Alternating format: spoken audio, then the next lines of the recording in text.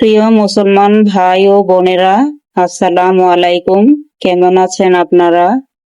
অনেক গরম পড়েছে, রোদ উঠেছে, তাই এই গরমে বেশি বেশি পানি খাবেন আর নানা ধরনের জুস খাবেন। কাঁচা আম, বেল, বাঙ্গি জুস খেলে এই গরমে সুস্থ থাকা সম্ভব। দেখুন, এখানে আমি কাঁচা আম নিয়েছি বিট লবণ, নিয়েছি সাদা লবণ। আমি এখানে একটি কাঁচামরিচ দিয়ে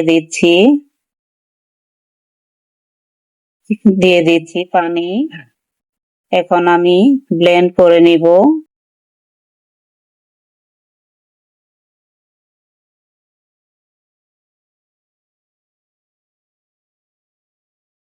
দিয়ে দিচ্ছি চিনি 2 চামচ।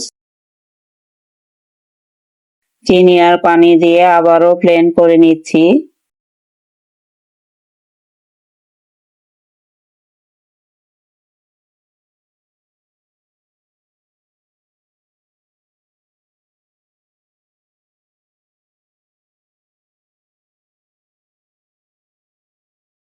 দেখুন, শরবতটা রেডি হয়ে গিয়েছে।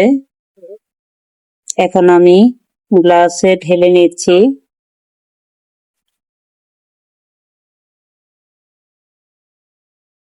সবাই ভালো থাকবেন, সুস্থ থাকবেন। আল্লাহ হাফেজ।